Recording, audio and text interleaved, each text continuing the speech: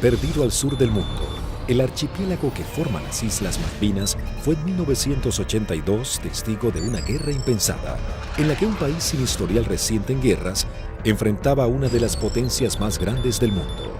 Las batallas se llevaron en tierra, en el mar y en el aire. El mundo se llevó varias sorpresas, pero definitivamente la batalla aérea se llevó gran parte de las miradas. Las arriesgadas maniobras de la aviación argentina y los inéditos modos de ataque hicieron que luego de esta guerra los protocolos de defensa naval cambiaran para siempre. 1982 Malvinas, la guerra desde el aire. Por 150 años los reclamos se realizaron de forma pacífica y diplomática. Sin embargo, en 1982, Argentina decide recuperarlas por la fuerza. Como respuesta, Inglaterra hace zarpar a la flota más grande que enviara contra un objetivo desde la finalización de la Segunda Guerra Mundial. La Royal Navy y sus modernos Harrier enfrentarían a la aviación argentina y bombardearían objetivos terrestres en las islas. Estaba a punto de gestarse uno de los enfrentamientos más espectaculares de la aviación moderna. Los Sea Harrier y los Harrier GR-3 llegaban a la zona de conflicto con el objetivo de dominar la batalla aérea. La mayor ventaja de estos cazas es que despegan verticalmente gracias a sus toberas direccionables. A la enorme experiencia de los pilotos británicos en combates aire-aire, se sumaba que llegaban armados con el misil americano Sidewinder IM-9L, capaz de alcanzar a su blanco, aun siendo lanzado desde cualquier posición. Argentina se preparaba para enfrentar a las fuerzas de tareas británicas con diferentes aviones que había adquirido en los últimos 40 años. Si bien tecnológicamente estaba muy lejos del ejército británico, los pilotos tenían confianza en su desempeño. Había que pensar que el A4, el Skyhawk, era un avión que se compró de un diseño de la década del 50. Es un avión que la Fuerza Aérea lo compró usado en el desierto de Mojave, se le hizo el overhaul y se trajo a la Argentina. Voló aproximadamente 140.000 horas antes de la Guerra de Malvinas, o por ahí. O sea que es un avión que tuvimos muchísima experiencia.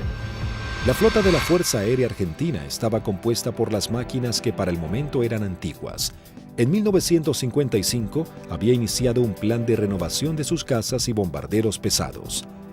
Los primeros que habían llegado al país luego de implementar esta política fueron los bombarderos Canberra, que para aquel momento contaban con un sistema de armas de vanguardia. Y en Inglaterra surgió una polémica, pues había algún sector que quería vender y tener a la Argentina como un cliente de equipo militar, operaciones comerciales que eran muy rentables, muy redituables, pero un sector del Foreign Office se opuso terminantemente porque consideraban que ese era un riesgo y que la Argentina, con aviones como el Canberra, podía o estaría en condiciones de intentar ocupar las posesiones inglesas en el Atlántico Sur y en la Antártida, básicamente las Islas Malvinas, ya en el año 55. La mayoría llevábamos muchos años en la unidad, habíamos tenido un adiestramiento muy bueno, muy adecuado. Para nosotros esto era como participar en uno de los tantos ejercicios que se hacían, ¿no es cierto?, en esa época, y se simulaban operaciones reales, con lo cual teníamos un adiestramiento muy bueno y aparte un conocimiento mutuo entre las tripulaciones muy bueno, ¿no es cierto?, y aparte un espíritu realmente que... En la década de los 60, la Fuerza Aérea adquiere el cazabombardero A4 Skyhawk de manufactura americana. La Fuerza Aérea Argentina comenzó a recibir sus primeros A4 en 1966 y en 1974 se adquirió un nuevo lote de 25 Skyhawks A4C.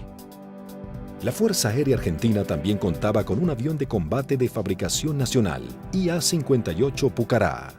Una docena de cazas a reacción Mirage 3 que habían sido adquiridos con la finalidad de proveer defensa aérea a la ciudad de Buenos Aires también estaban al servicio de las batallas aéreas. 39 aviones Dagger de origen israelí, su principal función era la cobertura aérea y el bombardero. En 1972, la aviación naval argentina adquirió un lote de 16 Skyhawks A4Q, que fueron destinados a la tercera escuadrilla de caza y ataque con asiento en la base aeronaval de Comandante Espora.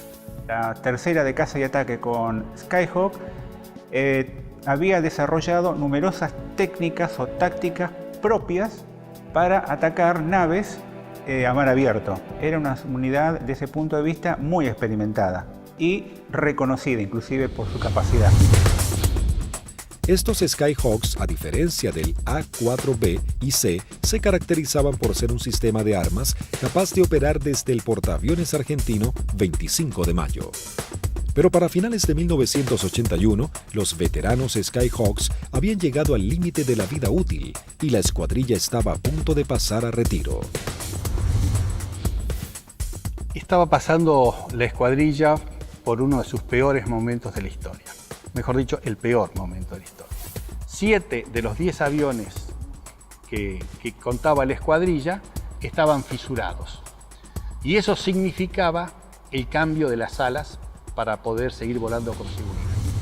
Algunos se pudieron cambiar, 2 de ellos se cambiaron el ala, pero los otros, los menos afectados, volaron con el larguero fisurado durante todo el conflicto.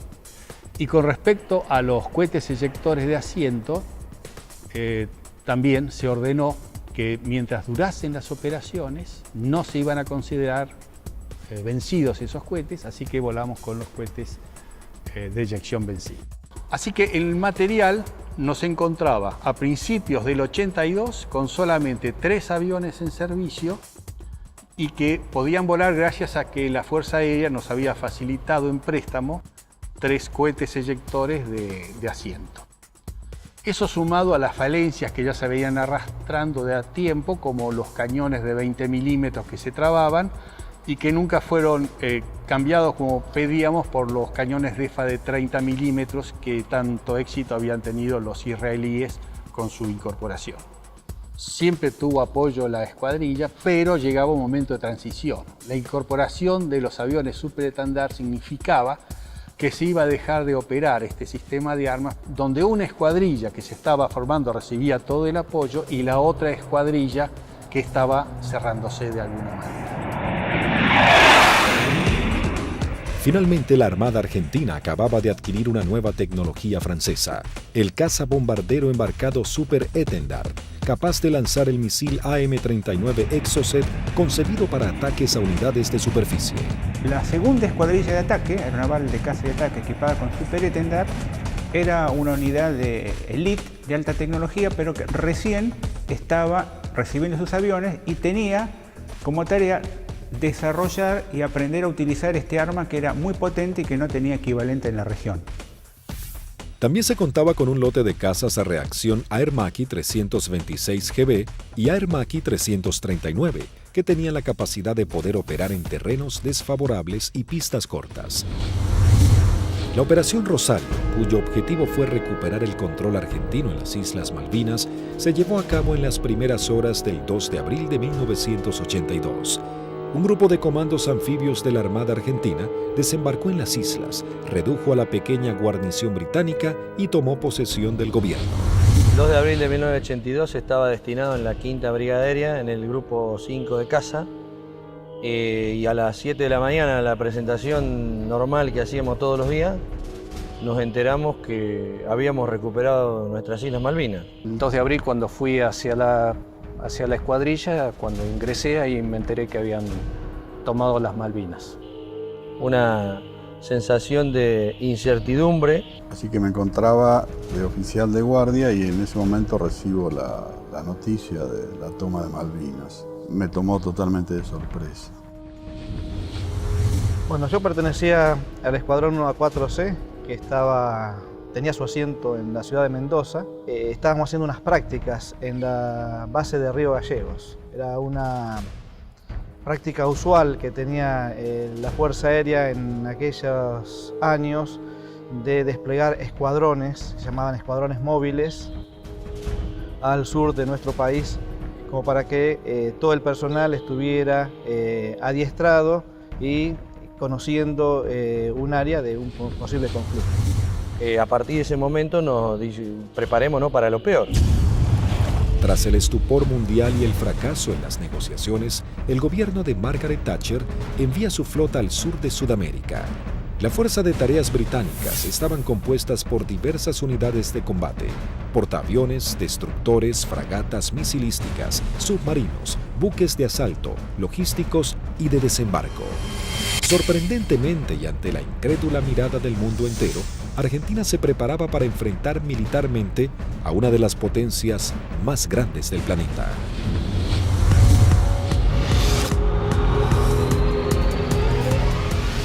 Los pilotos argentinos tuvieron un veloz entrenamiento para aprender a neutralizar objetivos navales sin ser derribados. La operación exigía sortear los sistemas de detección y defensa de los buques para poder aproximarse al blanco y lanzar sus bombas por encima del mismo.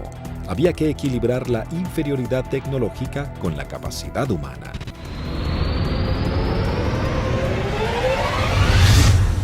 Empezamos a buscar la forma de suplir todas las deficiencias que en ese momento contaba el medio aéreo nuestro, que era la 4 Skyhawk.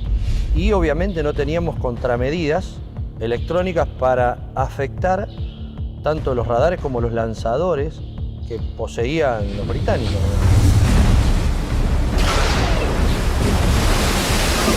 Los misiles que tenían desde 30 kilómetros, desde 20 kilómetros, 15 kilómetros y a partir de ahí cañones o armamento liviano, digamos. O sea, tenían una defensa muy grande para un solo elemento que podía ser un destructor, digamos.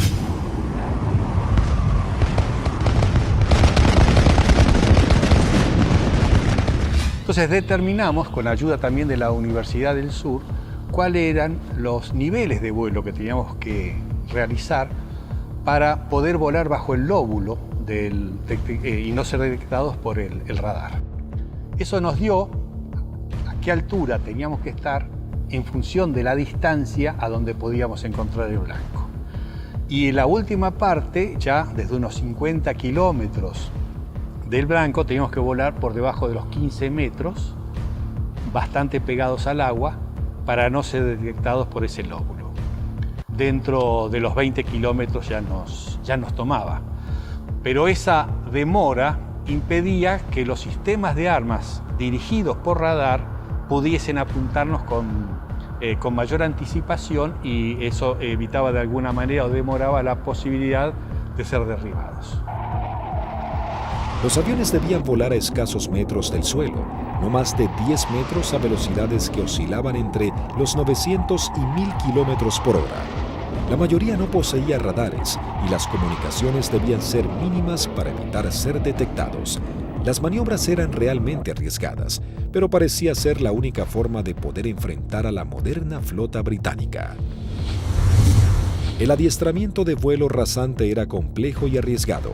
En el mar no había ninguna referencia visual de la altura en que se encontraba. Los A4B y A4C no contaban con un radioaltímetro, instrumento fundamental que mide la altura en la que se encuentra el avión con respecto a la superficie del suelo. El instinto y el oficio pasaron a ser herramientas vitales para los pilotos. Durante la práctica le tratábamos de decir al guía que volara más bajo, hasta tanto perdiéramos la vista del horizonte mar y ya empezaba a entrar en el efecto suelo del mar, empezaba a cabalgar sobre la turbulencia que producía el aire, cerca del mar. El armamento que utilizaba la Fuerza Aérea estaba compuesto por diferentes bombas antiguas, paradójicamente de origen británico. Y nosotros usábamos una bomba inglesa, la NM65A1, de 1000 libras, una bomba del Avro Lincoln, inglesa, de demolición de manzanas, que la devolvimos con muchísimo cariño y sin costo, como decía alguno. Paralelamente a los entrenamientos y mientras la flota británica se acercaba más y más, la Armada comenzaba una carrera contra el tiempo intentando de poner en servicio 8 de sus Skyhawks. También los técnicos buscaban poner en funcionamiento los escasos misiles Exocet que habían llegado al país antes del retiro francés. Hasta ese momento, esta tecnología solo había sido probada en polígonos de tiro por sus fabricantes. Nos dan la orden de la posibilidad de poner a punto el diálogo entre lo que era el sistema nuevo del superestándar con el misil M39. Cuando conectamos todo aquí en el país, el sistema no funcionaba porque era un avión con un corazón de la época del 80 con las valijas de test que eran de la época del 70. Había ingenieros que se dedicaban a desglosar todo lo que era la parte matemática, cómo traspasar distintas informaciones, y algunas de las cosas también se hicieron por ensayo y error. Se iba buscando como un candado a combinación, ¿no? Se iba buscando número por número hasta llegar al número ideal que el misil pueda leer la información del avión. Y bueno, eso nos llevó un tiempo, hasta que un día la valija que reemplazaba el misil nos da que el misil había salido y que todos los parámetros que habíamos colocado estaban incorrectos. Eso ya nos daba un alto porcentaje de seguridad de que el misil por lo menos recibía la información correcta.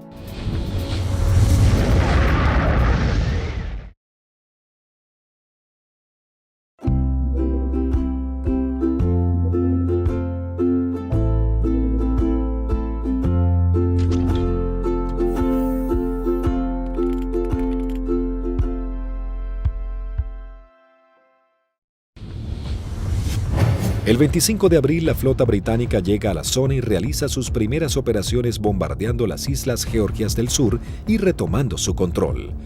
5 días después, el 1 de mayo, tiene lugar el inicio de los enfrentamientos en las Islas Malvinas y comienza la batalla aérea. 2 bombarderos Avro Vulcan británicos despegaron de las Islas Ascensión con la intención de dejar fuera de servicio la pista de Puerto Argentino. Al enterarse de la noticia en los aeródromos de Río Gallegos, Río Grande y San Julián, las secciones interceptoras se preparan para entrar en acción. 2 Dagger de la primera sección de Río Gallegos regresan al continente sin haber encontrado ningún objetivo. Una segunda sección de Dagger de la base de Río Grande es la primera en hacer contacto con aviones Harrier británicos. Al despegar hicieron contacto con el radar Malvinas, operado por la Fuerza Aérea Argentina. Con un alcance de 300 kilómetros a la redonda, se convertía en los ojos de los pilotos. A través de ellos podían saber qué aeronaves había en el teatro de operaciones.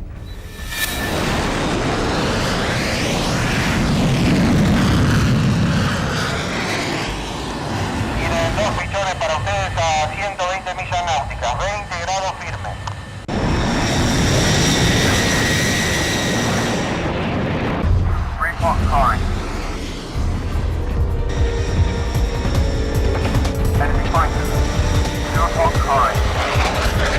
Los veo ahora los 4 juntos y no los puedo diferenciar, repito, no los puedo diferenciar.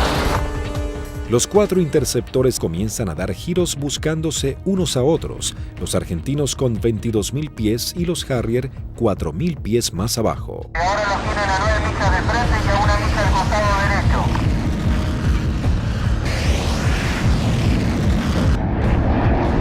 Los Harrier, invirtiendo sus toberas, cambian rápidamente de dirección para enfrentar la amenaza argentina. Ahora los Harrier están enfrentados a ustedes, repito, están enfrentados. Los Harrier se niegan a tomar altura para enfrentar a los argentinos, ya que los Dagger tienen un mejor desempeño en altura. Tampoco los argentinos descienden a donde el Harrier corre con ventajas. Por esta razón no se produjo combate alguno.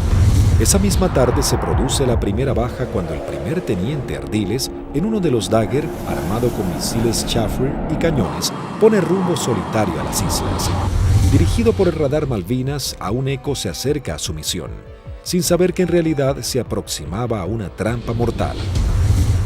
Lo que erróneamente el radar detectó como un objetivo eran 2 Sea Harriers en formación cerrada. Al descubrir la amenaza argentina, uno de los Sea Harrier se coloca como señuelo, mientras el otro maniobra para colocarse por detrás.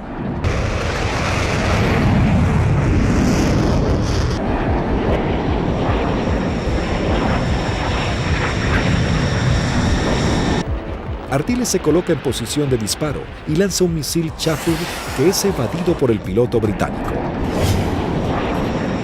En esos segundos decisivos, el segundo Harrier logra colocarse detrás del avión de Ardiles y acciona su disparador lanzando un misil contra el Dagger.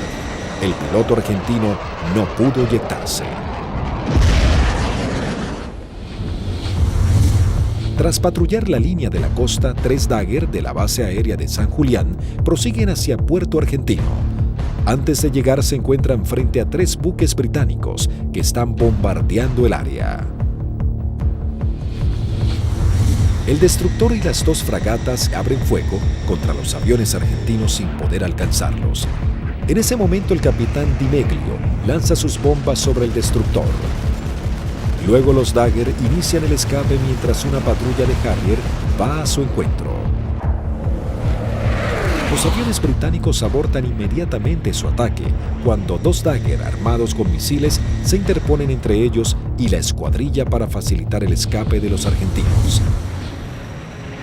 El 1 de mayo habían comenzado las hostilidades y ambos bandos mostraban todo su poderío y el valor de sus pilotos. Era el bautismo de fuego para la Fuerza Aérea Argentina.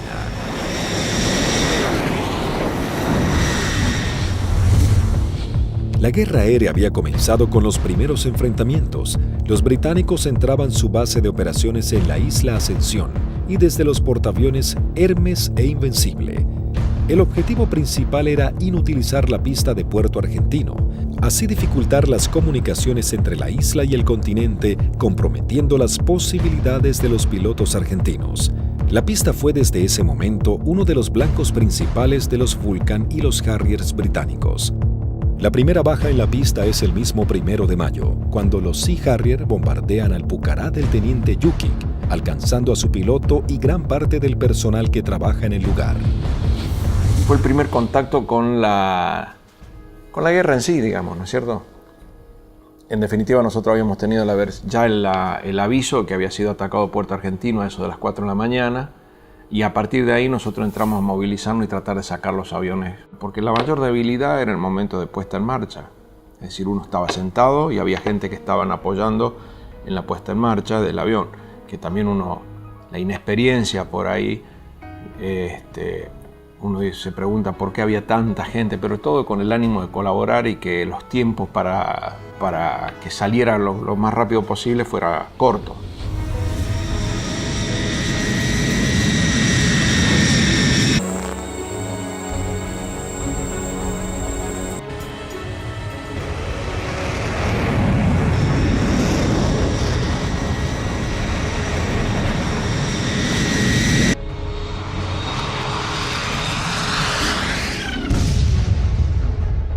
Desde armeros, de suboficiales técnicos, electricistas, todo dando vueltas alrededor del avión, que casualmente, desgraciadamente, es el avión donde impactan y casi todos ellos fallecen.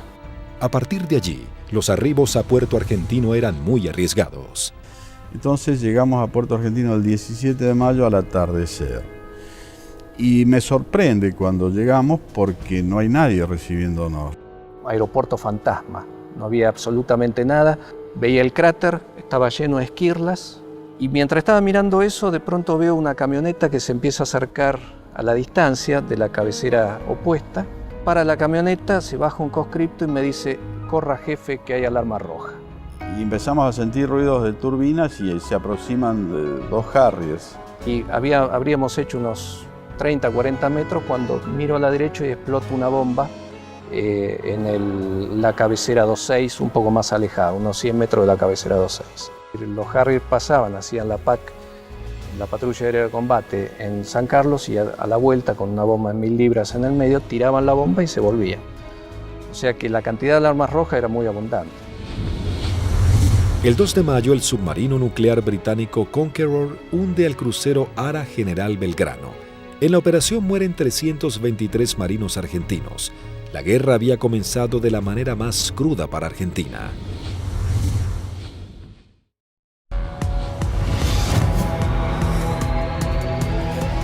Mientras Argentina buscaba reponerse del hundimiento del crucero General Belgrano y los británicos comenzaban a familiarizarse con el lugar y el clima adverso de la región, la guerra del aire se encrudecía cada vez más. La Fuerza Aérea Argentina tenía el objetivo de diezmar lo antes posible a la flota británica y defender los objetivos en la isla que eran constantemente atacados. Los Harrier buscaban detener la acción de los pilotos argentinos y anular la comunicación entre el continente y Malvinas. La aviación naval contaba con que los servicios británicos de inteligencia habían descartado el uso del misil Exocet después de que el personal técnico francés se retirara de Argentina al inicio del conflicto. Por lo tanto, era una carta secreta con la que contaba Argentina. Tras semanas de arduas tareas, los técnicos navales logran hacer funcionar el misil. Para esto, los pilotos iban adiestrando en todo lo que era la parte operativa, ¿no? El lanzamiento del misil, el vuelo rasante, y nosotros trabajamos en la parte técnica. Una vez logradas las dos combinaciones, se le dio el ok que la escuadrilla estaba en condiciones de lanzar los misiles AM-39. El 4 de mayo, la aviación naval argentina pone a prueba por primera vez este sistema de armas. La segunda escuadrilla de caza y ataque monta una misión con 2 Super Etendard y un avión explorador Neptune y el apoyo de un reabastecedor Hércules de la Fuerza Aérea Argentina. El avión explorador Neptune detecta 3 contactos. Los 2 pilotos de los Super Etendard, tomando por sorpresa a los británicos, lanzan sus misiles contra el Sheffield. Y bueno, ahí fue una satisfacción enorme porque todo el sacrificio arduo que habíamos hecho para poder poner a punto lo que era algo que nos parecía imposible, había dado buenos resultados. La aviación naval argentina lograba hundir el primer buque británico y se convertía en pionera en la utilización de esta tecnología. El extremo entrenamiento comenzaba dando esperanzas a los pilotos argentinos. Tras días de bombardeos y cañoneos sobre los puestos argentinos en las islas, las réplicas de los soldados y los pilotos argentinos, los ingleses habían logrado interrumpir las rutas de contacto entre los puestos y la base argentina. La comida comenzaba a escasear en la vanguardia y el clima bajaba abruptamente. Los pilotos argentinos patrullaban el aire en busca del lugar exacto en el que los ingleses buscarían hacerse a tierra. Y a partir de ese 1 de mayo, a través de todas las acciones que realizó el escuadrón y los escuadrones de otros sistemas de armas, se iba degradando tanto el material como el personal, íbamos perdiendo camaradas en forma permanente. Entonces es como que el cerco se iba estrechando cada vez más. Finalmente, el 21 de mayo, comenzaba la última etapa de la guerra con el desembarco en la bahía de San Carlos. Con la colaboración del comandante Ewing Southby Taylor, quien conocía el lugar por haber prestado servicios en Malvinas, el general Jeremy Moore había decidido que ese era el lugar ideal para su desembarco. Los primeros avances de las lanchas de desembarco habían sido positivos. El lugar no estaba minado y parecía que sería un arribo relativamente sencillo. Pero con las primeras luces de la mañana, el teniente primero Carlos Daniel Esteban visualiza uno de los barcos y da aviso. Una Hermaki 339 de la aviación naval realiza un vuelo de reconocimiento por la zona. Ni bien superé las primeras alturas, donde están las posiciones del batallón 5, ya comencé a observar acciones de combate. Había un helicóptero incendiándose, tropa de infantería desparramada corriendo por el campo y un helicóptero dándole apoyo. El aviador naval ingresa al estrecho de San Carlos, divisa un helicóptero en vuelo estacionario para alertar sobre posibles ataques aéreos. Me preparo para atacar ese helicóptero y ya me preparo para disparar. Observo todo el despliegue naval inglés sobre el establecimiento San Carlos. Rápidamente descubre que en el lugar había por lo menos media docena de buques ingleses. Con el piloto inglés nos alcanzamos a mirar. En ese momento recién él me ve. Kripa realiza un brusco giro a la izquierda, pasando a escasos metros del helicóptero. El helicóptero de la Fuerza de Tareas Británica alerta a los buques advirtiéndoles que un jet argentino va hacia ellos. Maniobrando su Aermacchi Kripa, somete a su avión a varias G negativas, respondiendo de manera efectiva. Una vez que entro en la corrida de tiro, el buque comienza a tirarme. Yo con cañones y cohetes solamente podía producirle daños muy pequeños, entonces mi intención era tratar de dejarlo fuera de servicio al buque, es decir, atacar todo su sistema de radares, de radios, antenas. Volando en forma rasante se coloca en posición de disparo contra el primer buque que cruza frente a su mira de tiro.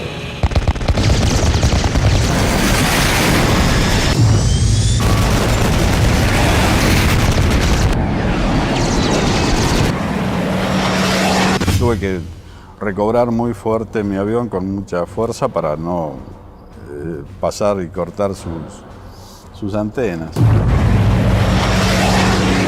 Una vez realizado el ataque Kripa, vuela entre medio de toda la flota británica. Las unidades ni los efectivos abren fuego por temor a impactarse entre ellos y el piloto argentino logra escapar. Entonces voy escapando sobre la península esta hasta salir del alcance de tiro de ellos y de ahí teóricamente tenía que volver. Pero pensaba que si volvía a Puerto Argentino y decía que había muchos buques, nadie iba a pensar que había la cantidad que yo había visto. Así que hice una órbita en ese lugar y en el anotador de rodilla que teníamos hice un croquis, posicionando los buques que yo vi en ese momento. Escuchamos que se aproximaba el Kripa con el avión. Yo cuando voy aproximándome pedí que fueran preparando armamento. Cortó motor y el avión seguía desplazándose cuando ya se había bajado y ahí comentó todo lo que había visto, muy a las apuradas obviamente. Me cargan en una camioneta y me llevan al comando a que yo pase la información que tenía. Tras su arribo al aeropuerto de Malvinas y pasar un informe detallado de la situación, todas las unidades aéreas de la Armada y la Fuerza Aérea Argentina se preparan para realizar ataques a los objetivos navales que se encuentran en la zona de desembarco. 30 minutos después llegó el primer ataque del continente compuesto de una formación de 6 Dagger. El objetivo es el Antri. Una de las bombas no estalla y queda alojada en la popa de la embarcación. Así logran dejarlo fuera de combate. En este ataque también es averiada la fragata Broadsword con disparos de cañón.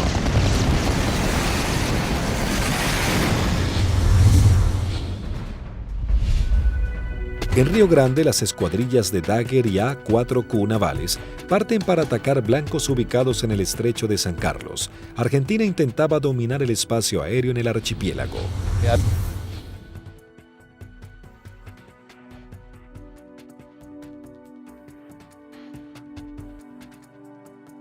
Dos secciones reforzadas. Yo salí con el teniente Márquez y el teniente Arca y el sublíder era el teniente Rótolo con el teniente Lecuri y el teniente Silvester.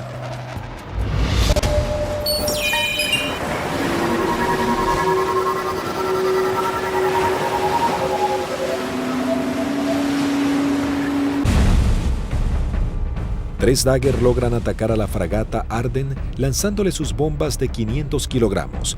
Una de ellas explota en la popa dañando seriamente un helicóptero Sea Lynx y su sistema de defensa.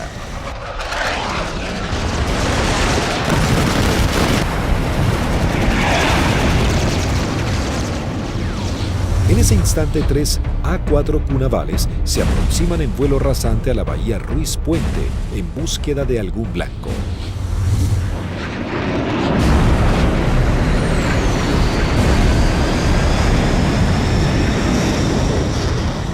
Había lluvia, chubascos, techos bajos y poca visibilidad. Condiciones totalmente desfavorables en caso de encontrarnos con algún buque inglés, porque su radar y su sistema de detección de blancos nos iba a ver y lanzar los misiles mucho antes que nosotros los viéramos a ellos. Los Skyhawk detectan visualmente a la fragata Arden visiblemente averiada. Conectamos máster de armamento, que era el único punto que faltaba. Iniciamos un giro para atacar desde una posición relativa favorable.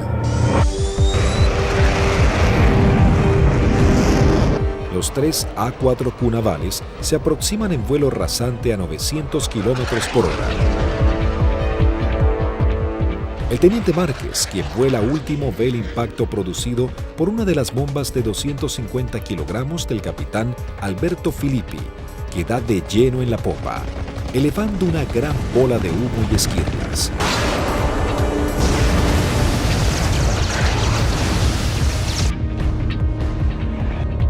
Comienzo un giro hacia la izquierda y le digo a mis numerales que nos escapamos por la misma, quiere decir que regresamos a base por la misma. Dos Harrier que habían despegado del portaaviones Hermes para patrullar el área del sur del estrecho de San Carlos ven las explosiones sobre la popa de la fragata Arden e inmediatamente se lanzan en picada para prestar apoyo. Y escucho la voz del teniente Márquez que dice Harrier, Harrier.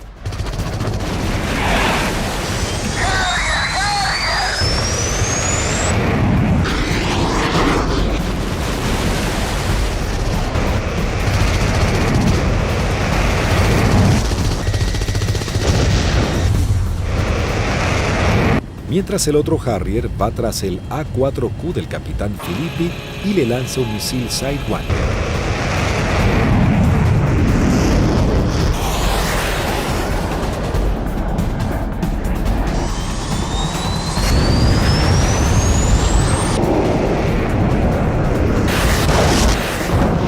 En ese momento escucho una explosión muy fuerte. Se sacude todo el avión. Empieza a encabritarse con la nariz hacia arriba y girando hacia la derecha.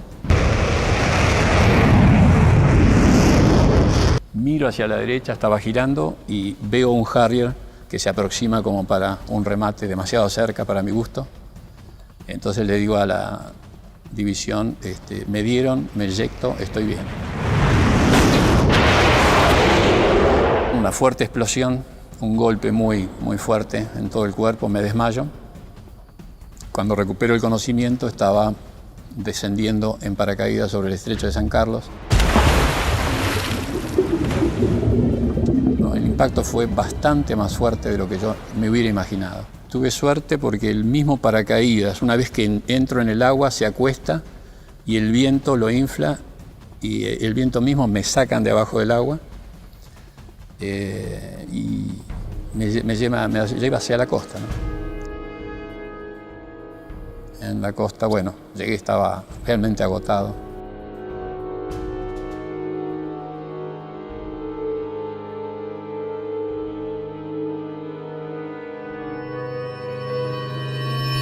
La fragata Arden, con daños de importancia, también es señalada como el blanco de la nueva escuadrilla que se acerca a la zona. Llegamos al borde de la bahía y vimos un destructor en el medio, una fragata para nosotros tipo 21 en el medio del canal, y esa fue la que señalé y esa fue la que atacamos. El teniente Rótolo dice a babor y vimos a lo que después supimos que era la Arden en el medio del canal, del estrecho. Y sobre eso giramos inmediatamente. Y ya pegado al agua practicamos un zigzagueo que hacíamos bastante violento a baja altura para evitar que los controles de tiro nos pudieran concentrar el tiro sobre nosotros.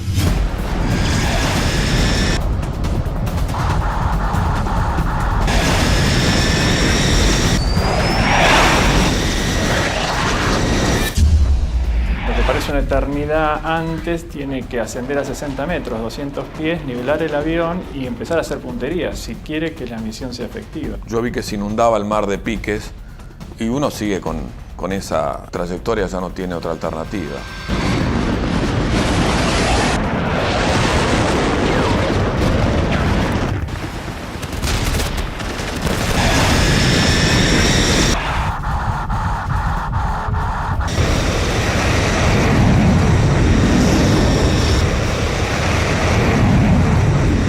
Yo vi el lanzamiento de teniente Rótolo, horquillando el blanco, 2 bombas antes, 2 bombas después, y sobre las columnas de sus explosiones, de la explosión de sus bombas, lancé yo las mías.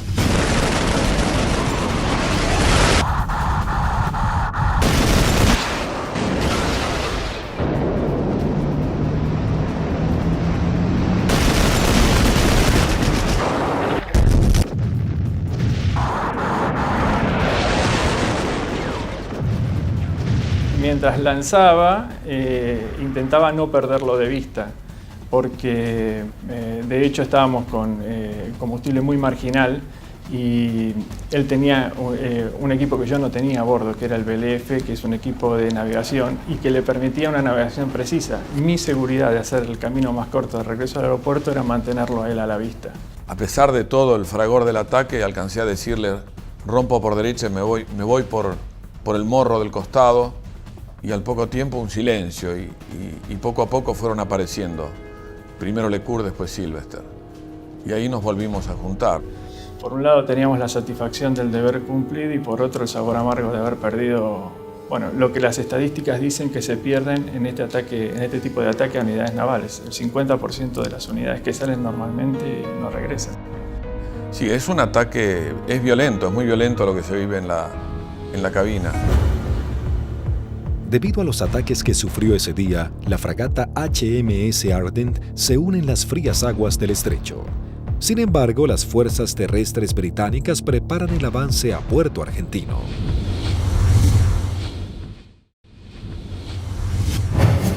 Las batallas eran cada vez más encarnizadas. El ejército británico debía lidiar con las tropas argentinas apostadas en las islas, los ataques certeros de la aviación y con el clima que día a día se volvía más frío. El 23 de mayo se desata un nuevo ataque contra otra de las unidades de superficie claves de la Fuerza de Tareas británica. Esta vez el blanco es otra fragata clase 21, la Antelope. El primer ataque a los buques en San Carlos comienza poco después de las 9 de la mañana con escuadrillas de Skyhawks navales y de la Fuerza Aérea. Una segunda escuadrilla de 4 Skyhawks A4B de la Fuerza Aérea Argentina se abre paso a través del fuego antiaéreo y de los misiles.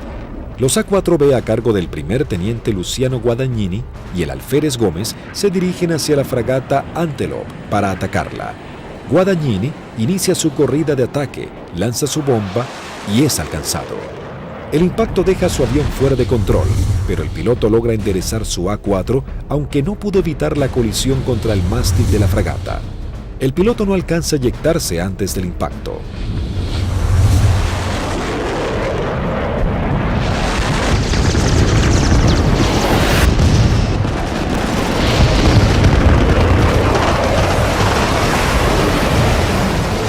La bomba continuó su trayectoria y quedó alojada en la banda de estribor sin explotar.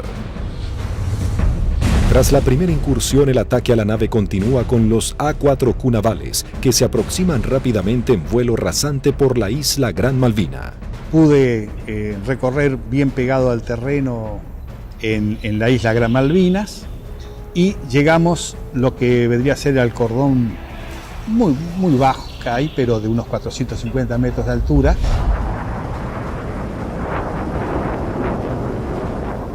Tuve que descender para poder ir hacia la altura de lanzamiento, que son unos 100 metros, y el primer buque que vi en la bahía San Carlos era una fragata de tipo 21, tenía un helicóptero en popa, recuerdo, y me dirijo hacia ella como el primer blanco que había observado. La zona de operación estaba totalmente clara, con sol, despejado y el mar muy calmo.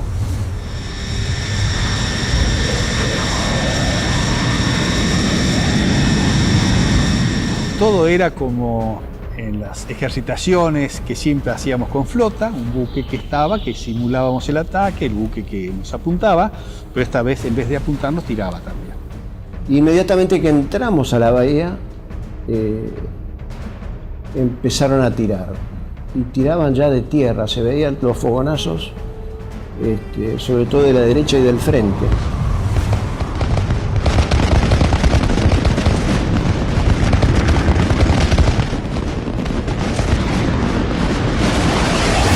Cuando estaba más cerca de la entrada a la bahía, puedo ver sobre la izquierda a un buque que era más redituable como blanco, porque era un buque grande de tipo logístico. Así que cambié el arrumbamiento para seguir sobre este buque. En un momento dado quise tirar cañones porque tiraban de todos lados y salieron 2 disparos y se me trabaron los cañones. Así que me quedé con la bomba nada más. Veo que desde la proa del buque sale una especie de bengala que reconozco que era un misil, y el misil era un SICAT, que venía en forma así errática hacia mi avión. Hago una maniobra evasiva, un fuerte giro hacia la derecha, algo veo pasar por el costado así de la cabina.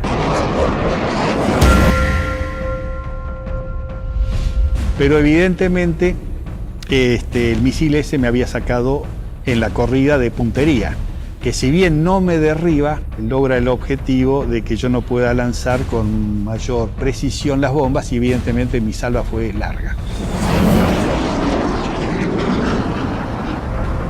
Habían borrado las matrículas de los buques, así que se veía un buque gris clarito sin poder identificar qué buque era. Cuando paso lanzo, eran 2.000 libras de peso que largaba en un instante, el avión hace una cabreada, quiere subir, impido que suba, y cuando miro adelante estaban tirando de todos lados.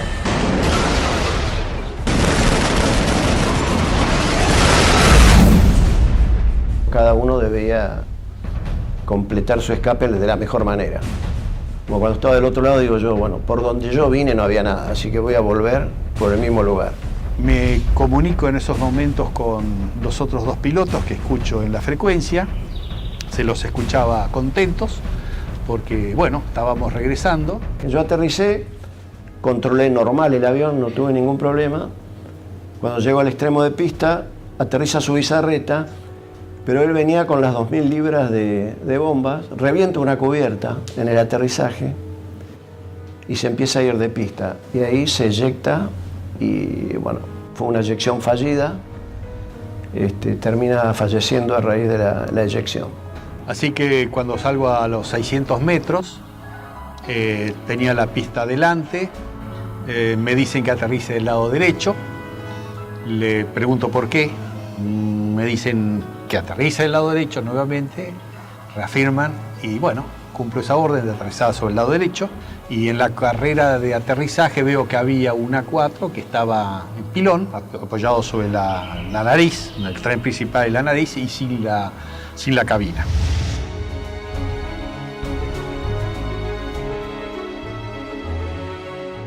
No sabíamos nada de los tres primeros y su bizarreta que acababa de morir en el aterrizaje.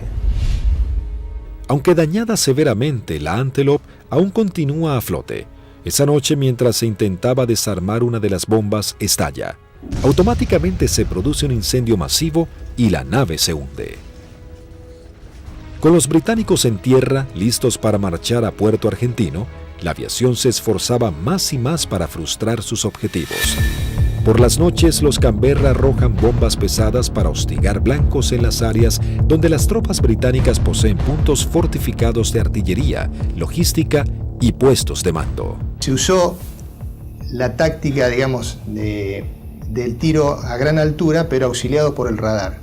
La mayor amenaza para nosotros eran los misiles tierra-aire y las patrullas de Harrier.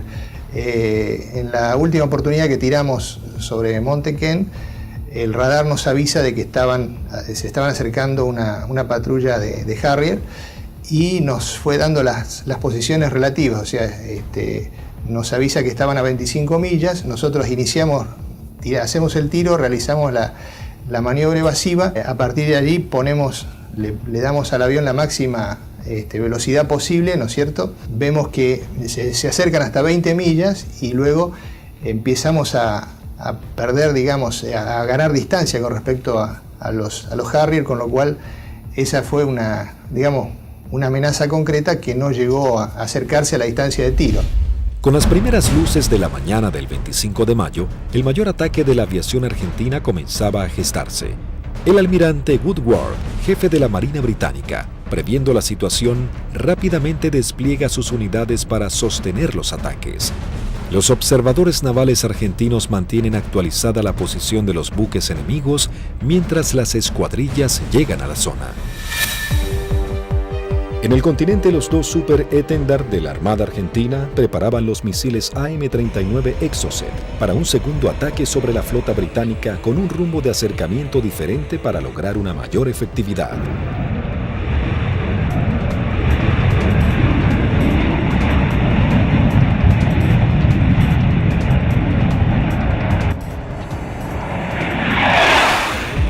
A las 15:20 horas surgen dos A-4B sobre la isla Borbón y se dirigen hacia mar abierto, encontrando a la fragata y el destructor frente a ellos. Los A-4B lanzan su armamento. Una de las bombas rebota en el mar e impacta sobre el buque atravesando su cubierta de vuelo, destrozando la parte delantera de un helicóptero Sea Lynx y luego cae al agua. Los otros dos A-4 se acercaban en rasante rápidamente hacia los buques.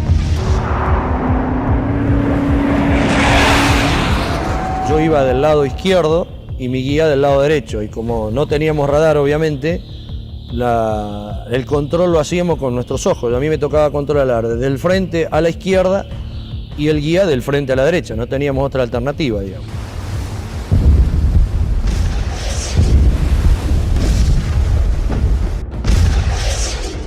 Y le digo a la izquierda están, así como estaba mirando, le digo a la izquierda están al guía y saco la vista y lo miro para ver qué iba a hacer. Acuérdense que nosotros veníamos bien pegados al agua, rasante. Veo al guía, lo miro y la maniobra que hace él es instantánea. Cuando escucha una sugerencia que le digo a la izquierda están, pone viraje a la izquierda violentamente buscando el blanco. Inmediatamente el guía pone viraje brusco a la izquierda, dejando sin opción a Barrio Nuevo de tener que elevarse para esquivarlo entrando en el área de tiro del radar, que al estar en automático, inmediatamente lanza un misil Sea Dart. Escucho a la otra escuadrilla, Carballo, que dice el misil, el misil, el misil. Y Rinque, que venía atrás, le dice no se preocupe que va por otro lado.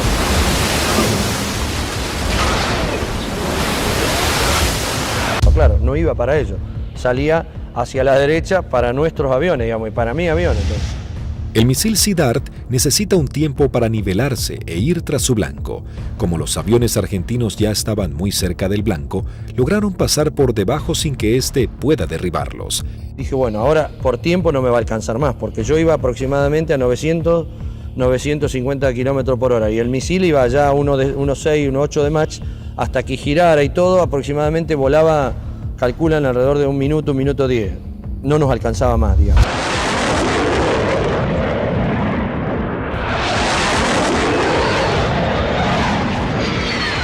Y yo lo veo al guía porque le iba formando un poquito más atrás, unos 50, 100 metros más atrás, y veo perfecta las bombas cuando la lanza y impactan a no más de 1 metro del agua.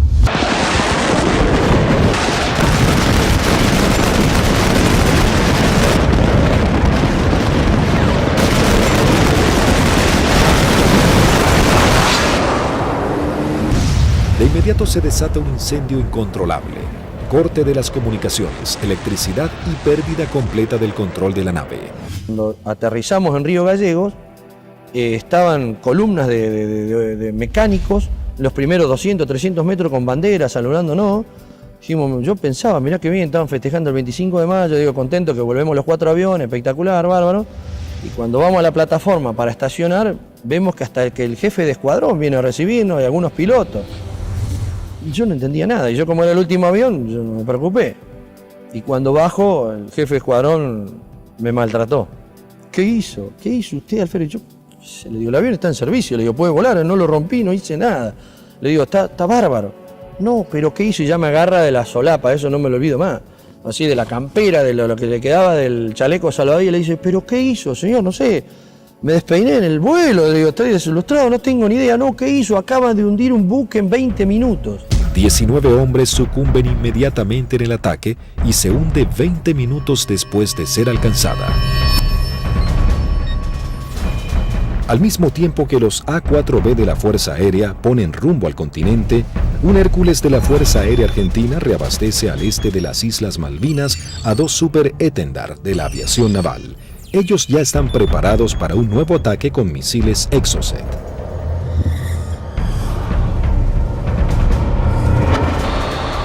A unos 60 kilómetros de la flota británica, los Super Étendard detectan varios ecos en sus radares.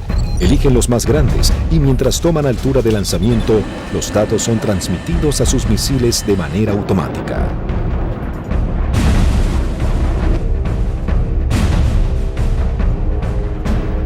Una vez en vuelo, el misil es autónomo. ya tiene los datos del objetivo cargados en su memoria y se dirige a casi el doble de la velocidad del sonido a escasos metros del agua.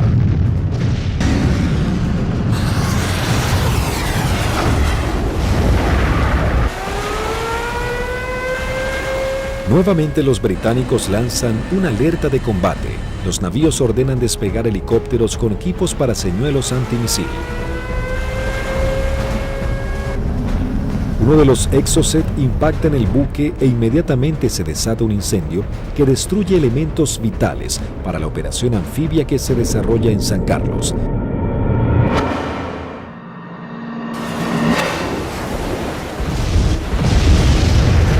El buque es abandonado y se hunde unos días después. Si bien el daño infligido sobre la flota británica era considerable, cada vez la resistencia argentina estaba más doblegada en las islas.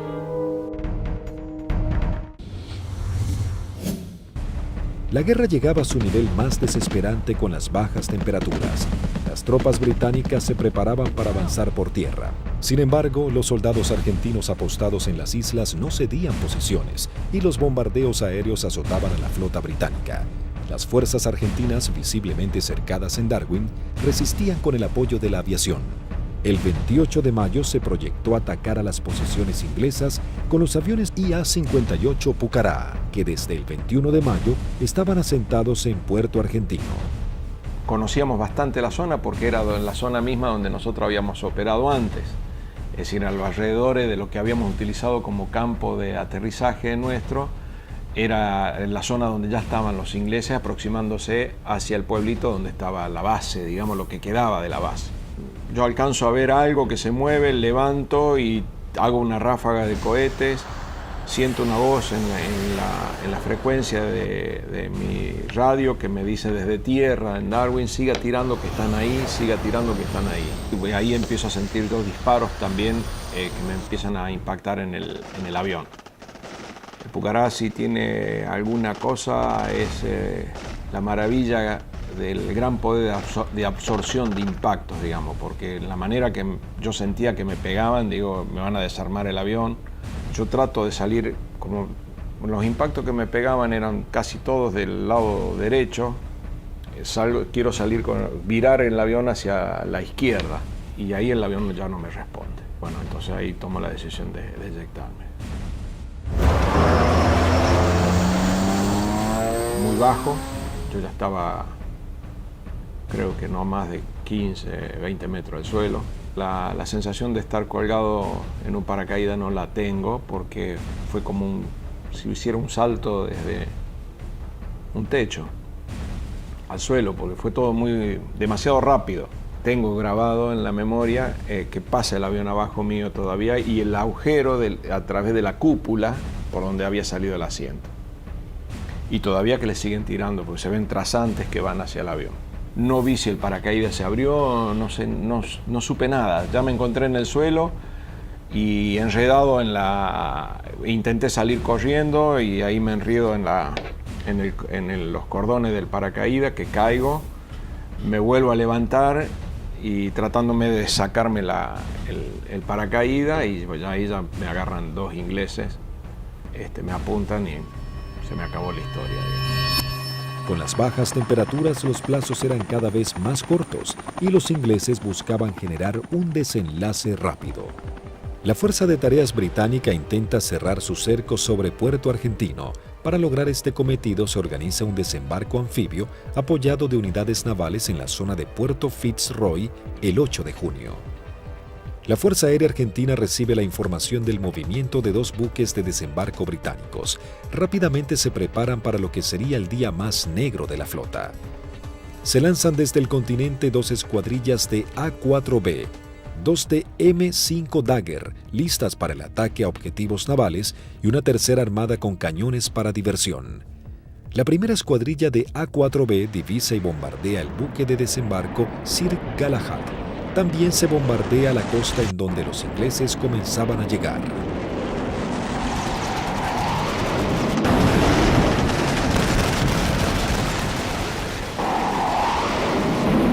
La Fuerza Aérea Argentina, sabiendo que ha logrado impactar en los buques de desembarco, redobla su apuesta y envía una escuadrilla de A-4C y 2 A-4B para bombardear las posiciones terrestres en la cabeza de playa.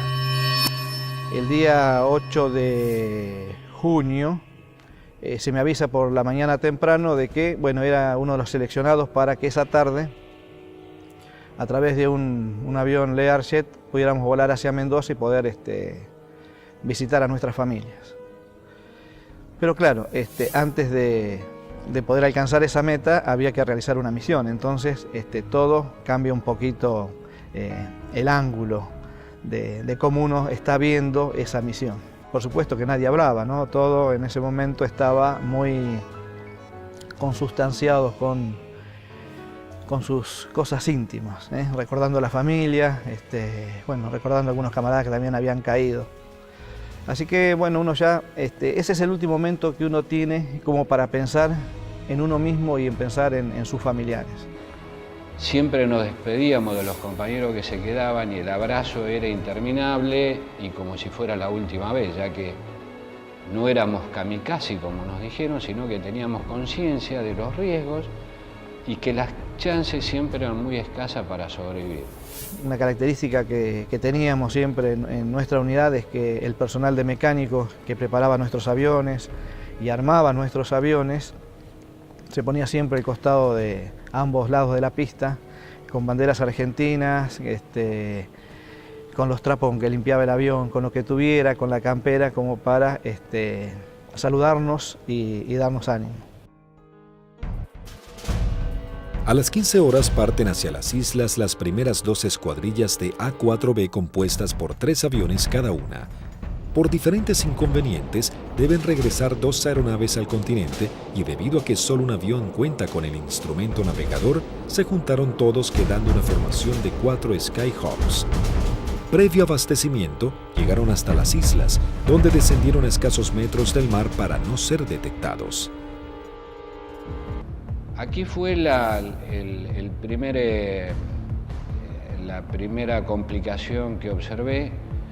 Al hacer control de combustible antes de entrar en la zona de combate, me di cuenta que había uno de los tanques externos que no me había transferido todo el combustible de ese tanque, con lo cual ya el combustible que tenía sabía que no me iba a alcanzar para regresar al continente. Pero como estábamos muy próximos a la zona del ataque, decidí continuar.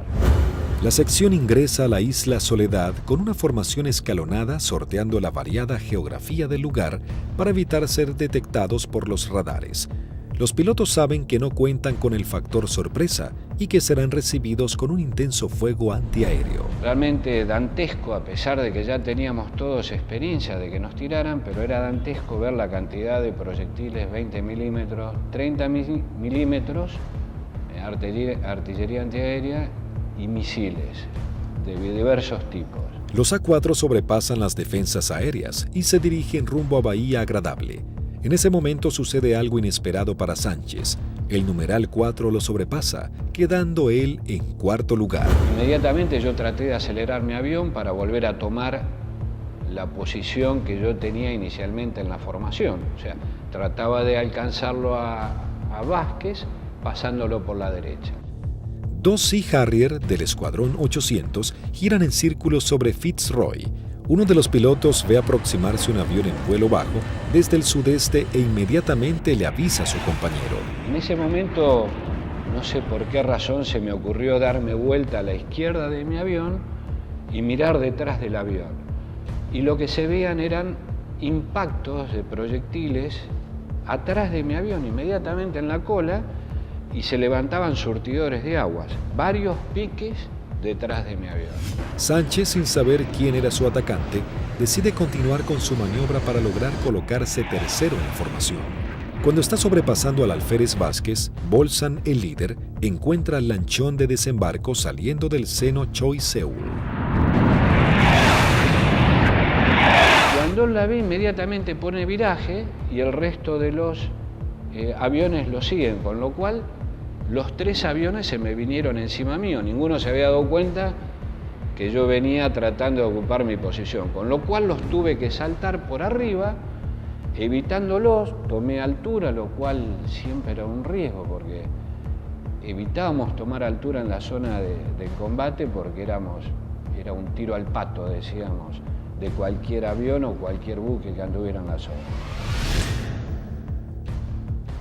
Ante la tónica mirada de los pilotos británicos, los 3 Skyhawks inician su corrida-ataque hacia el lanchón. El numeral 2, teniente Juan Arraras, logra impactar de lleno la embarcación con sus bombas, ignorando la presencia de los aviones Sea Harrier. Hay algo que me llama la atención a mi derecha y a unos 500 metros veo 2 Sea Harrier a la misma altura que yo, bien formaditos, paralelos, un poquito más retrasado el segundo avión, el guía era David Morgan y el numeral Smith. El Sea Harrier lanza su primer Sidewinder hacia el avión de Arraras e inmediatamente Sánchez da la alerta. Cuando vi eso, que lanzó el misil, les doy la voz de alerta a mis compañeros, o sea, misil en el aire, 2 Sea Harrier. Arraras es impactado por un misil en su parte trasera, dejándolo fuera de control. Si bien se eyecta, no logra sobrevivir. El Harrier arremete contra el segundo A4. Tiene en su mira al avión de Vázquez. Lanza su misil impactándolo de lleno y sin que pudiera eyectarse. Realmente ese fue un momento choqueante, quedé muy choqueado porque el pensamiento era hace un instante, era un compañero mío, un amigo mío, un camarada mío, que desapareciera de esa forma, o sea, me impactó mucho, ¿no? Sin perder tiempo, el Harrier, piloteado por David Morgan, continúa su ataque contra su próximo objetivo. Las maniobras evasivas del avión del primer teniente Bolson no logran evitar el misil. Su piloto tampoco logra sobrevivir a la explosión. Y al volver a entrar en conciencia, inmediatamente fui a buscar los 2 Sea Harrier, ya que yo estaba expuesto también a recibir un ataque. No los vi donde estaban últimamente, en la última posición. Se me ocurrió mirar para arriba y ahí es que veo un Sea Harrier que empieza a hacer, baja su nariz para iniciar el ataque a donde yo estaba en ese momento posicionado. Tras el ataque, el único A4 sobreviviente, en inferioridad de condiciones para entrar en combate, decide desprenderse de todo el peso extra y emprender un escape pegado al mar acompañado de maniobras evasivas. Estaba realmente muy estresado, muy choqueado, con lo cual había cosas que estaba descuidando, entre ellas el combustible. Cuando me di cuenta realmente no me alcanzaba para llegar, excepto a Puerto Argentino, no llegaba a ningún lado. Lo primero que hice fue tomar altura, independientemente que anduvieran los Sea Harrier, ya no importaba mucho, moría de una forma o iba a morir de la otra, así que... Sánchez toma altura y reduce su potencia de motor a fin de economizar el gasto de combustible, aunque queda expuesto a cualquier tipo de ataque. Mientras tanto, la sección de A4C entraba en la zona de combate atacando el personal que desembarcaba en la costa de Bahía Agradable. Ahí nos encontramos con los barcos humeando, muy próximos a la playa, y un enjambre de hombres que estaba desembarcando y que iba trasladando todos los pertrechos hacia la playa.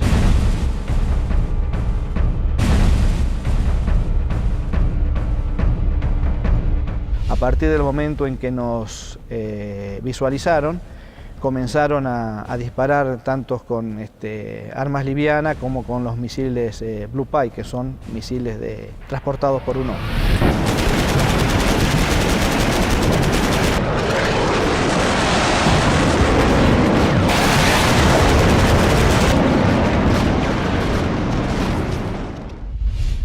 Tuve la oportunidad de esquivar 2, girando un poco el avión y poniendo pedal, tratando de evitar. Pasaron algunos por arriba y algunos por abajo.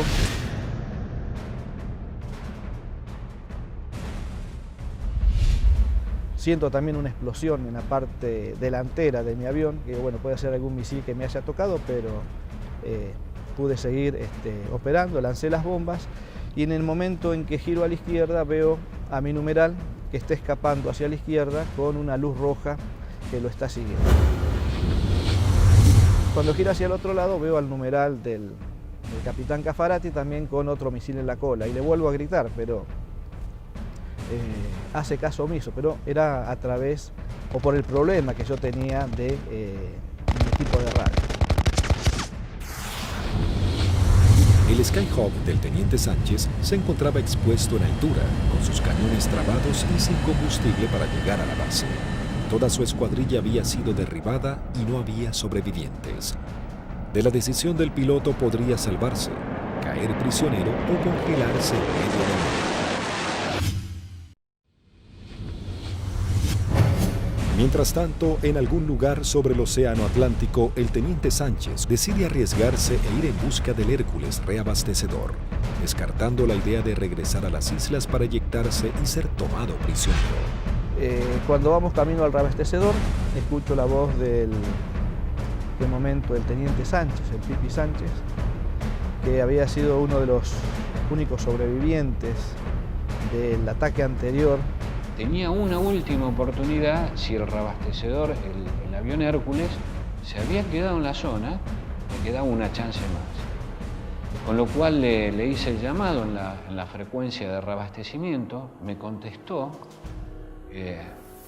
Las comunicaciones eran dramáticas porque yo estaba desesperado. Así que le pedí por favor que si me podía ayudar, necesitaba reunirme con él y que me diera combustible. Él me daba indicaciones de posiciones geográficas, pero yo al no tener mi equipo de a bordo, porque solamente algunos aviones lo transportaban, no tenía forma de ubicarlo geográficamente. Escuchar la voz de él en forma casi desesperada, llamando al avión Hércules reabastecedor para que lo pudiera alcanzar. La tripulación era el vicecomoro Cano y el capitán Rubik. Realmente, si le debo la vida a alguien es a ellos. Siempre digo que son mis segundos padres.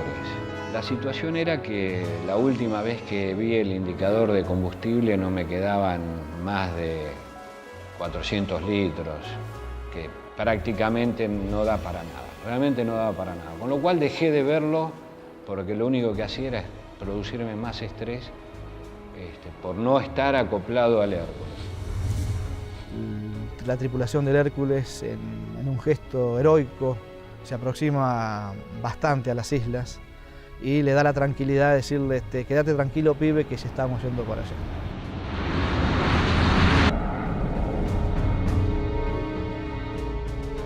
Y luego pude acoplar y me transfirieron combustible que me permitió llegar a Río Gallegos, a nuestra base. En el regreso, el brigadier Paredi observa que su indicador del nivel de aceite de su avión comienza a fluctuar. Nuevamente el fantasma de la caída en medio del océano vuelve a aparecer.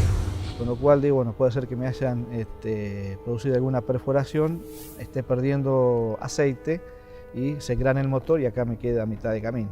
Lo único que atiné fue a sacar mi libreta de control de procedimiento, donde tenía una foto de mi señora y mis hijos, para echarle una última mirada. Es decir, bueno, por lo menos están en mi recuerdo hasta último momento. Afortunadamente el indicador, después de eso, no sé si fue mi familia o Dios que me dio una mano, esto se acomodó y pudimos llegar con felicidad a la base San Julián. Con las últimas luces del día, aterriza el teniente Sánchez luego de su trágica misión. Llegué prácticamente en las últimas horas, ya estaba oscureciendo. Me impresionó mucho en el momento que llegué a plataforma, choqueado, transpirado, mal, estresado, ver los mecánicos de mis 3 compañeros que no iban a volver, que los estaban esperando. Así fue como terminó ese día. Lamentablemente los 3 compañeros míos murieron, 2 fueron derribados por David Morgan y 1 por Smith, volando Cigarro. Habían logrado detener un desembarco clave para las fuerzas de tareas británicas, las misiones cada vez más peligrosas y dejaban en claro el poderío de la aviación argentina.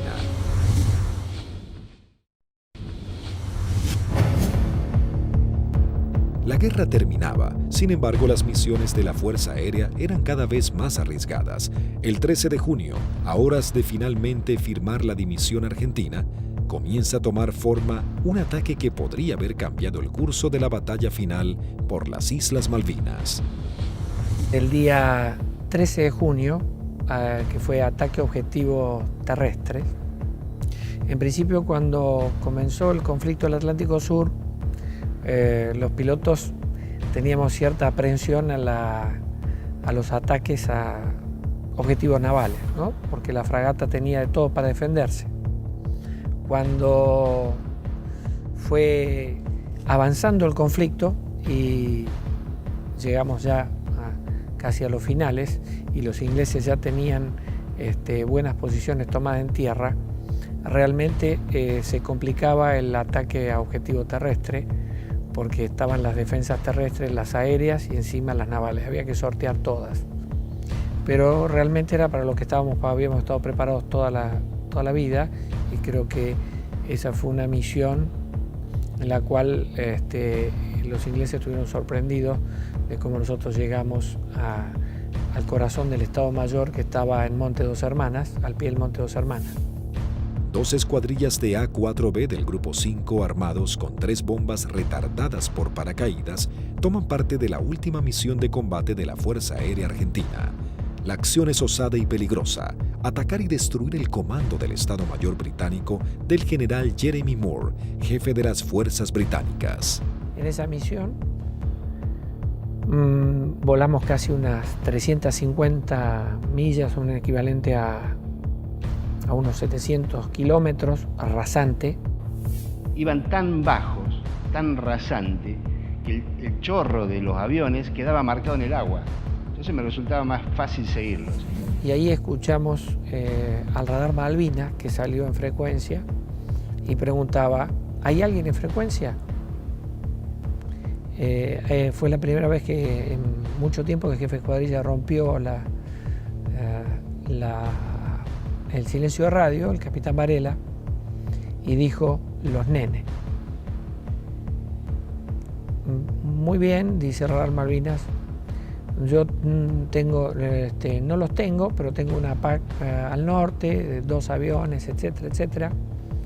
Tengo una al sur, tengo una al oeste y tengo una al este. Le volvió a preguntar el capitán, ¿usted nos ve? El radar Malvinas le dijo, no. Entonces ellos tampoco.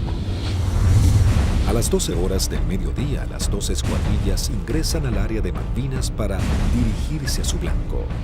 Cuando estábamos sobrepasando el acantilado, vimos que estaba posado ahí un helicóptero, un Sea Lynx británico, que son los que lo usaban ellos como de veedores. Y yo pienso que ese helicóptero informó la posición nuestra, informó la entrada nuestra a la isla. Inmediatamente de eso el radar Malvinas empezó a dirigir al aire, dar todos los movimientos de las PAC. Todas las PAC iban concentrándose hacia el lugar de nuestra ruta. Los A-4B toman vuelo rasante máximo, en formación cerrada, pegándose contra el terreno para evadirse de los Harrier que venían a derribarlos. El jefe de escuadrilla observó un soldado inglés con su casco y su fusil que subía una colina y lo encontró de frente al avión. Evidentemente estábamos volando muy bajo. Varela iba como siguiendo el terreno, volando bajo, y por momentos se perdía de vista. Cruzamos esa pequeña loma y por delante nuestro había un campamento muy prolijo con unos shelters y una veintena de helicópteros aterrizados en ese sitio y un despliegue de gente. Los 4 Skyhawks logran sortear el terreno y llegan al corazón del Estado Mayor británico. Hasta que escucho tirar, dice Varela, tirar. Y veo ahí veo los fogonazos de los 4 bombardeos que hicieron cada uno de los aviones. Los A-4B se dirigen directamente al cuartel general y lanzan sus bombas.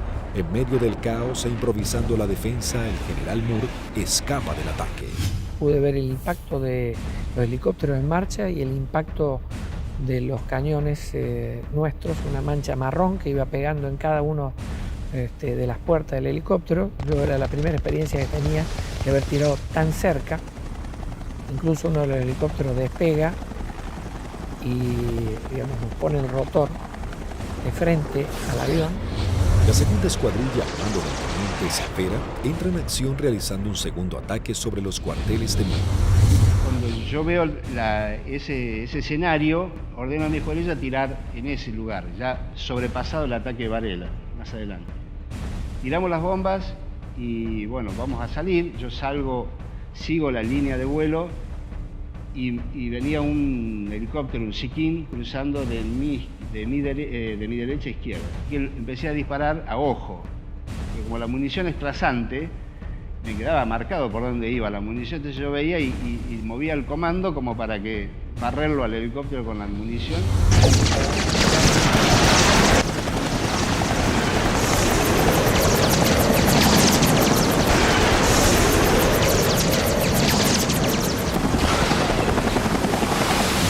Y ahí mi numeral, que venía acá, a la izquierda mía, de Lepiane, me dice, él ve el lanzamiento de un misil que me venía hacia mi avión y me pide, dice, por derecha, Tuco, por derecha.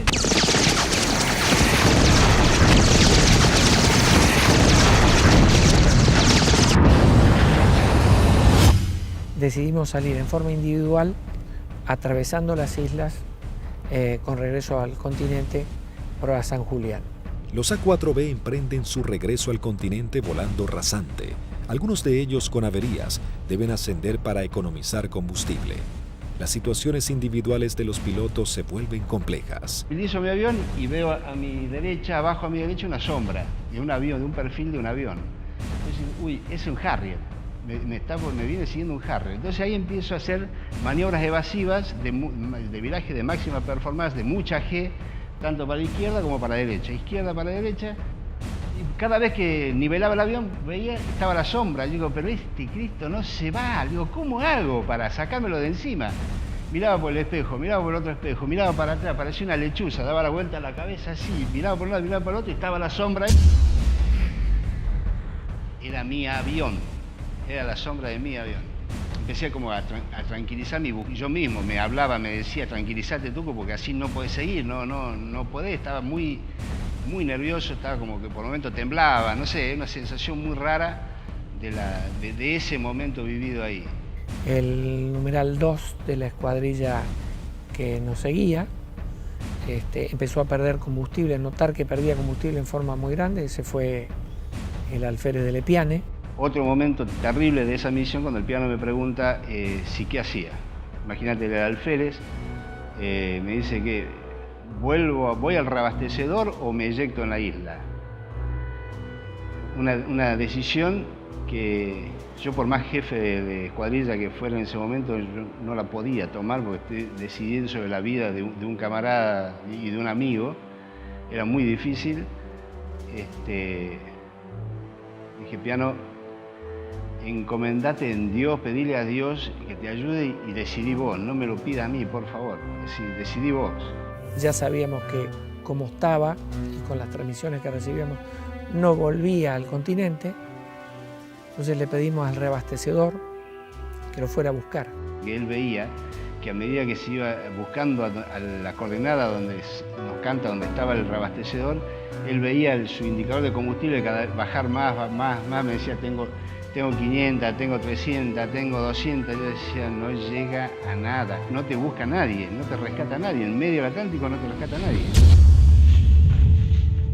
El comandante del Hércules, vicecomodoro Lee 30, escuchando los pedidos de Lepiane, decide ir hacia él aún sabiendo que puede ser derribado por misiles británicos. Ahí en ese momento el piano lo ve al Hércules, él estaba arriba del Hércules y hace el viraje y se le tira al Hércules. Pensá que era un alférez, tenía muy pocas horas de vuelo. Creo que debe haber sido el...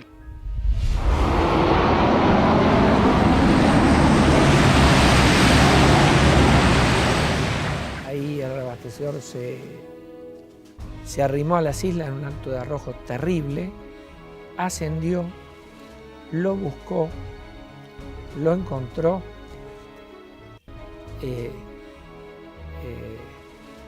reabastecieron con una pérdida de combustible muy importante en el plano, tenía un agujero que atravesaba el plano completo, o sea que todo lo que le daban, parte iba al motor y el resto iba fuera del avión, y regresamos todos sanos y salvos al continente.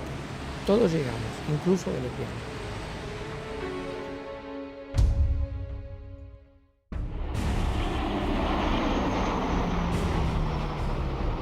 Ese fue un factor importantísimo en el desarrollo de la guerra, el tema del reabastecimiento. Nosotros estábamos muy compenetrados y nos entendíamos muy bien con los pilotos, las tripulaciones de Hércules, y fue uno de los secretos mejor guardados de la guerra y en la cual le dio la posibilidad de éxito a muchas misiones de la Fuerza, fue que los ingleses nunca pudieron encontrar dónde hacíamos los reabastecimientos. Buscaron por todos lados, nunca encontraron un Hércules haciendo reabastecimiento. Las misiones extremadamente peligrosas en las que se embarcaban los pilotos eran los últimos actos heroicos de una guerra que ya llegaba a su fin. El 14 de junio de 1982, las tropas británicas finalmente ingresan en Puerto Argentino y se firma la rendición argentina. El general Mario Benjamín Menéndez, jefe de las guarniciones argentinas en las islas, le informa a su par británico que solo puede responder por sus unidades en Malvinas. El general Moore insiste en la necesidad imprescindible de interrumpir las acciones y Menéndez le reitera su falta de control sobre la Fuerza Aérea y la aviación naval, pero le garantiza que no efectuará ningún pedido de misiones. Moore comenta sus experiencias en San Carlos y Monte Kent, donde noche a noche eran bombardeados por los Canberra, y agrega que el día anterior había salvado su vida por un minuto al ser atacados por aviones A-4B. El conflicto deja a los británicos con su flota desmantelada y no es posible proseguir con las operaciones navales. En ese momento, si alguien le pone un valor en números, y un avión que no valía más de $50.000, y una fragata CL-42 valía $550 millones puesta en el puerto. O sea que si uno hace números, realmente no resiste mucho análisis. La guerra económica la ganó la Fuerza Aérea Argentina, desde ese punto de vista, ¿no? Y la Armada con sus A4, porque eran aviones viejos que nadie calculó que tenían la capacidad de hacer el daño a una de las primeras flotas del mundo. Bueno, creo que hicimos bien los deberes. Hicimos aquello para lo cual estábamos adiestrados y creo que lo hicimos bien. Yo creo que esa es la demostración más grande del profesionalismo y de la cadena que hace que ese hombre, en definitiva el último eslabón, llegue y cumpla con su objetivo. Pero hay un montón de gente atrás y que todos han demostrado ampliamente su valía y convencimiento por la fuerza y en definitiva por la nación. El escuadrón, a pesar de que tuvimos muchas bajas, tuvo el espíritu y las ganas de seguir combatiendo y defender algo que era nuestro. Lo realmente importante es el vínculo que uno genera con el camarada que va a entrar en combate junto a uno, que va a arriesgar su vida con uno y del cual va a depender de mí y yo voy a depender de él. La voluntad y el deseo de poder cumplir con la misión y cumplir con ese juramento que en algún momento hicimos cuando éramos cadetes, de defender la bandera y la patria hasta perder la vida. 36 aviadores de la Fuerza Aérea Argentina y 4 de la Aviación Naval Argentina perecieron en operaciones de combate y accidentes. Primero y fundamental, el mejor recuerdo para aquellos que dieron todo, que es fundamentalmente la vida de aquellos que no volvieron, es el gran honor para mí de haber haber conocido héroes vivos. Eso yo creo que es el mayor honor que he tenido, que me ha permitido la vida. El conflicto de Malvinas dejó un sabor amargo, pero marcó la impecable profesionalidad de los pilotos argentinos, quienes con tecnologías claramente inferiores y algunas que ni siquiera habían sido probadas, lograron dar batalla y sorprender al mundo con maniobras y estrategias de combate que jamás se habían utilizado. Si Argentina la recupera, será por la vía diplomática, con inteligencia, con trabajo. Es como se lo explico a mis hijos. Malvinas, con toda la calma del mundo, significa la persistencia de la necesidad de recuperarlas.